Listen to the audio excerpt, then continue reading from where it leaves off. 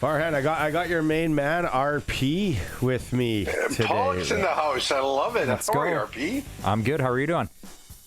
Good. I heard your voice. I got all excited. I thought, oh, here we go. Intelligent conversation on this show, finally. Sorry. Yeah, right. Oh.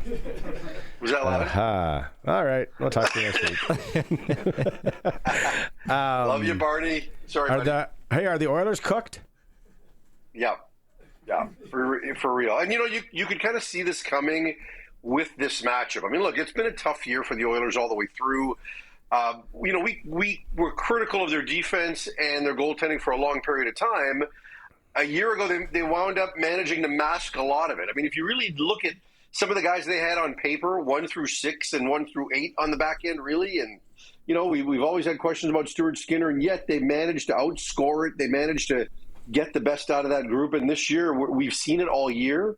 Some of those same problems that we saw from 2 years earlier, and we're seeing it now. And, given the way the Kings both play off the rush and defend off the rush, I thought coming into this series, they were a real tough matchup against Edmonton. And, am I surprised the games have been as one-sided as they have? Yeah, probably to a point. But, at the end of the day, I just think the Kings are a better team, and they're a deeper team. I mean, they don't have the top two guys, right? Like, they don't have 97 and 29. But in terms of depth of forwards and really depth 1 through 20, it's a better group. And they're probably a little more playoff built.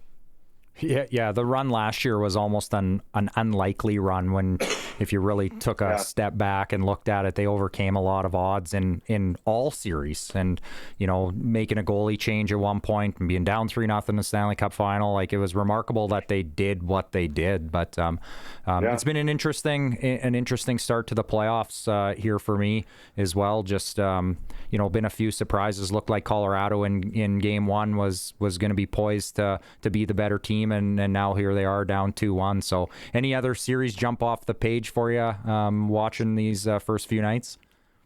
Well, I didn't think that Florida was going to win 2 games in Tampa, right? And look, I think Florida's good, but I just still felt that Tampa had some gas left in the tank and could be a little bit better in this series. So I'm surprised that series has gone the way it has. And, when you looked at that Dallas-Colorado series, RP, that you mentioned, at the end of the year, with Dallas losing 7 straight and then, not looking good in game 1 of the series, and then all of a sudden you get to game 2 and you get the emotion of Landeskog coming back, you would have thought, okay, there's a chance here for Colorado to really, put their foot on their throats a little bit and take control of the series. But, prior to that late season blip, Dallas has done a lot of good things all season long. I like the depth of that team, and they've managed to find it, because if they had gone down 0-2 in that series, that would have been a tough ask for them to come back, given the quality of Colorado. So, so I'm not surprised it's a close series, let's put it that way. But I think that the Florida series is the one that's really jumped off the page. And then Ottawa, I'm not surprised they're down to the Leafs, but I also felt that they should have won the last 2 games. I thought they were 5-on-5. Ottawa has been the better team the last 2 games. Yeah, interesting. I wonder if people have almost forgot about Florida in a sense, though. They've had lots of injuries late. Yeah. Their roster was in flux kind of over the last third of the season, if you will. They lose Ekblad for 25 games. I did. So you forget all of a sudden watching game 1, and I'm with you. I thought this was the year, actually, that Tampa kind of would reassert themselves as a favorite there, and then you start watching, you go, oh, right, the Panthers. Right? This team. And they just seem to take it to another gear in the playoffs. But agree with you on the Ottawa thing as well. I've really liked the Montreal-Washington series too. I thought there's been opportunity there for the Habs to maybe steal one. Bell Center is going to be electric going back there, though. Yeah, I know it is, right? And I mean, this is a very likable team, right? And I think they've overachieved a little bit this year. Getting into the playoffs in the season that they've had. And, when you get teams like that, the fan base is so much more engaged.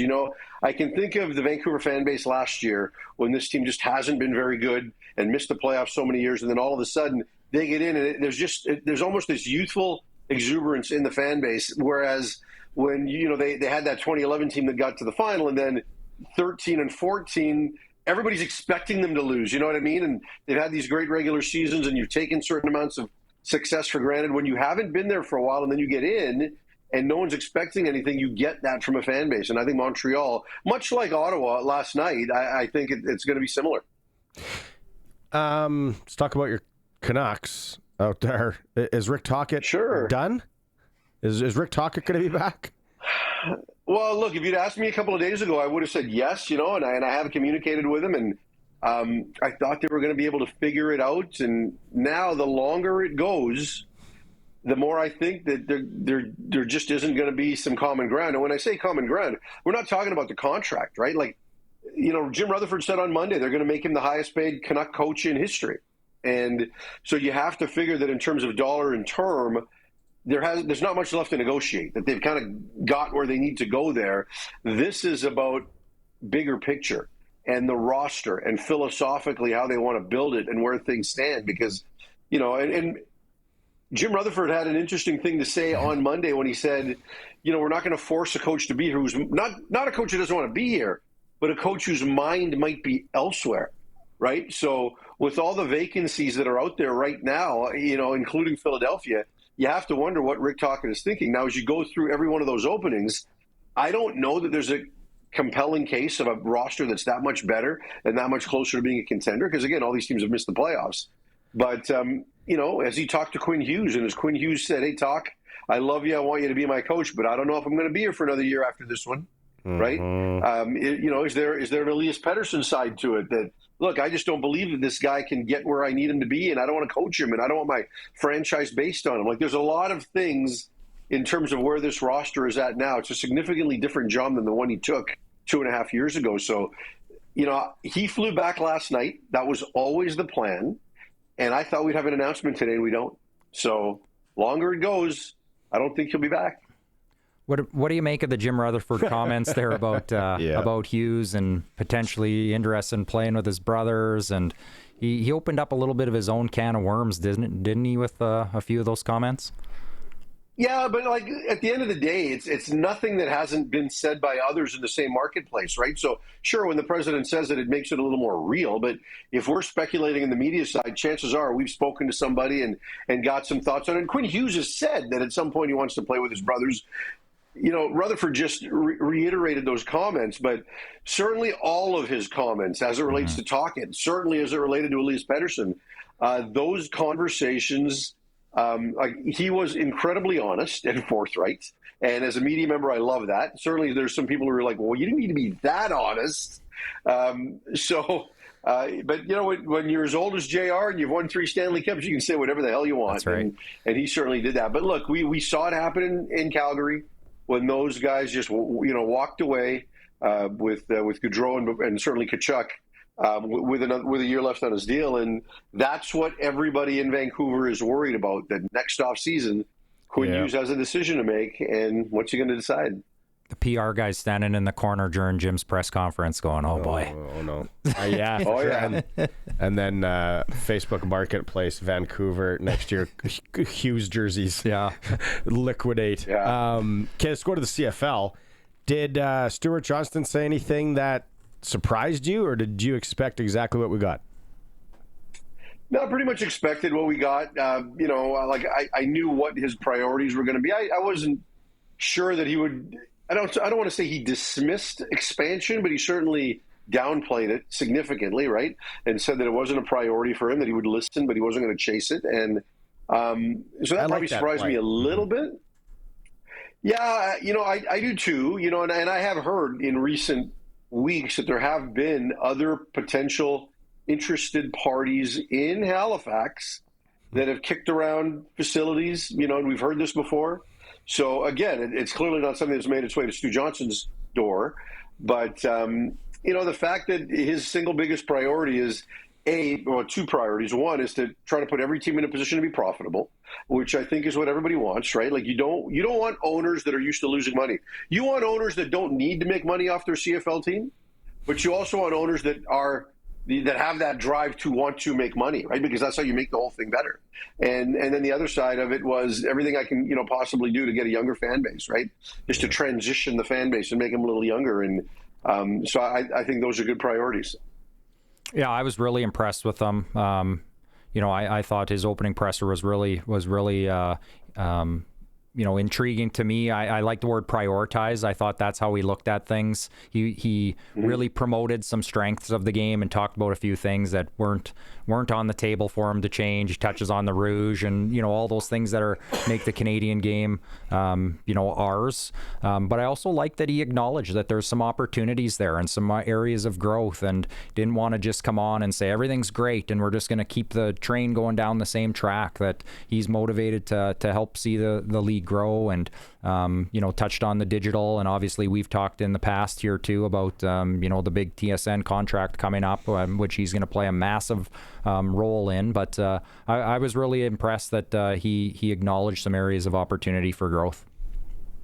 Yeah, it's a unique hire, right? And in his case, he knows what the league is all about, right? And even Randy Ambrosie, who played in the league, hadn't necessarily been current with the league, right? In terms of being directly involved. And we haven't had that type of commissioner. So in Stu's case, he knows the league. He knows who the key players are. He knows how the group operates. Even from a TSN standpoint, like, TSN's not going to be able to say, hey, we don't have this money or we don't have that money. Mm-hmm. He knows exactly what TSN's got, right? Which certainly makes it's important for him to know that when you know what you're negotiating against, because there might not be any other players, right? Like, I don't know that Rogers is interested in getting involved. I don't know that CanWest and Global is interested in getting involved. I have no idea. But if they're not, then you've got to find a way to create a marketplace and get to the right number, because you know what they're willing to pay and you know exactly how valuable the property is to the network. So you can't just sit there and get lowballed. So, I do think he brings a lot to the table, and he really knows where the industry is headed, right? Because, in terms of digital and streaming, is there a market for that in this league? In the NFL, people will pay whatever to get Red Zone or to get what they need to watch the games and to be able to watch out-of-market games and things like that. We don't know what the market is for the CFL in that regard. Like, streaming sounds good, but if you've got to subscribe, how many people outside of Winnipeg and Saskatchewan are going to subscribe? So those are all questions that, he's in a much more educated position to answer. For sure. Hey, any chance do you think that the ops cap comes back to the table at all? From my perspective. So you're saying that so you can get back in because you were charging so much damn money. That's Saskatchewan right. said, I can't pay you. I can't pay you like the president. That's right. I can't pay you like the president. I know. So we need to increase the ops cap so RP can come back in. That's right. Hey, but seriously, it was designed to create a more level playing field and control expenses. Yeah. And then, some teams have come in. BC, great. I love it. But now you see them go screaming right past the salary cap. And honestly, like if everyone's in a good situation, why not let the 9 presidents decide what their budget for their team's going to be? Yeah, look, it's difficult because we don't have 9 equal entities, right? Like, we just don't. And, when you look at how the NFL is structured from a business standpoint and just kind of the equity amongst teams, so the Dallas Cowboys and the Green Bay Packers can both be on a level playing field, it doesn't always work that way. And sometimes in reverse, right? Like we've talked about it with certain franchises that are in bigger markets. So bigger doesn't necessarily mean better in this league. So it's hard, right? I mean, if you went to Saskatchewan, they could spend a lot more. They could drive revenues in different areas that other markets can't, right? Like you could go to businesses and pay players directly from a business. Yeah, we want you to deal with them directly, right? Same thing with that. Like, so I don't know that you can necessarily let everybody decide what they want. But this year, it's an interesting conversation, Ryan, because they've raised the cap, but not everybody's playing with a raised cap. Do you know what I mean? Like, yep. Because everybody wasn't sure where all that money was going to wind up, and that could wind up not getting wound back, but redistributed potentially. So people have to make decisions as to, am I going to be that guy to spend more? And, so in the case of a team like the Lions, they probably are because they were over the cap anyway, yep. Right? Like they weren't going to be able to wind all of that back. But so teams this year kind of are doing what you're suggesting to a point. We'll see how much longer that carries. Awesome. NFL draft. Shedeur Sanders, is he going to lead off? Is he going to lead off the second round here? I don't know. Look, obviously Cleveland is picking high. They've got 2 picks in the top 5 of the second round, so they can make that decision to go get him. But who did you think? Who did you think was taking him yesterday? I thought that I thought the Saints would take him. I did, and that was going to be at 9. But I certainly, I didn't necessarily think he fit in Pittsburgh, right? I thought it was going to be the Saints, or if the Giants circled back, that they might go that way instead of going with Jackson Dart the way they did. And I kind of think they made the right call. And I'm not a Shedeur hater. Like I do think he's good enough to be to be picked by now. Like I don't think he's a top 2 guy in the draft, but should he have been picked from somewhere from 25 to 32? Probably, and he should go early today. But he's an interesting evaluation because he does a lot of things well. He doesn't do anything at an elite level, right? In terms of he's not an elite runner. He doesn't have a crazy explosive arm. There's a lot of things there that are good. There's just not a lot there that's great. Mm-hmm. And if you decide that you didn't like how he conducted himself in interviews and you're tired of listening to his dad, you might not want him in your building, right? Like Dion hasn't done him any favors. The whole jersey retirement thing didn't do him any favors, amongst other things. That chain yesterday didn't do him any favors, or his little room. No. All well, that stuff. And you've also got Kirk Cousins out there, right? And in Pittsburgh, they still think they're going to get Aaron Rodgers, and Kirk Cousins is going to be available in a trade, right? So if you're Cleveland or the Saints, you can go get him, right? And a portion of the bonus has already been paid, so those teams do have an alternative. And quite frankly, it's not a good quarterback class. I don't think Cam Ward, and I'm not the only one to say this, he's not getting picked ahead of the 6 guys that got taken in the top 12 of last year's draft. Like he's not going ahead of any of those guys, including Bo Nix, who I think was the last of that group. Cam Ward's not getting taken ahead of them. So where do you think Shedeur is, like in most drafts, right? So he is a bit of a polarizing prospect. Last one for you, and you brought it up months ago, and Alec Aomanor from Medicine Hat with ties to Kincaid, Saskatchewan. Dave Thomas has an interview with him in hour 3 that we're going to run. Where do you see him going in this draft, Farhan? Well, I do expect him to get taken today, probably in the 3rd round. Only 3 receivers got taken in the 1st round. Travis Hunter's 3.5, let's say. So, which is a lot less than in the last few years. Like I think in the last 3 years, we've seen at least 7 go in the 1st round of every draft. So there's more depth available in rounds 2 and 3. So he's kind of in that 9 to 11 range, right, in terms of where he sits amongst receivers. I know he's been tied in various mock drafts to Denver, to the Saints, to the Titans. I know that San Francisco did extra homework on him. Obviously, he's just down the road in Stanford, but their receiving core is turning around, right, with Ayuk and potentially with Samuel and potentially Ayuk now. Seattle has 4 picks today. Now, they might trade picks and move back, but they have 4, and they desperately need a receiver. So those are some of the teams that I'm looking at, receiver-needy teams that have multiple picks and that he's been tied to. But this kid is a complete player, and he's only 21. So his best days are still ahead of him, and he's physically and mentally ready, right? Like, incredibly bright player, can read defenses, can process NFL-level playbooks, Stanford guy, so obviously he's smart. So he checks a lot of boxes. You're never going to have to worry about character. So I think he goes today for sure. Right on. Yeah, we'll see. It's cool. Like I said, Dave Thomas got a great interview with him coming up in hour 3. Okay, have a good weekend. And I'll have one right after. I'll have one with him right after he gets drafted. So stay tuned for that. Right on. Farhan, have a good weekend. Take care, gents. Good talking to you, RP. Yep, you too. Talk again.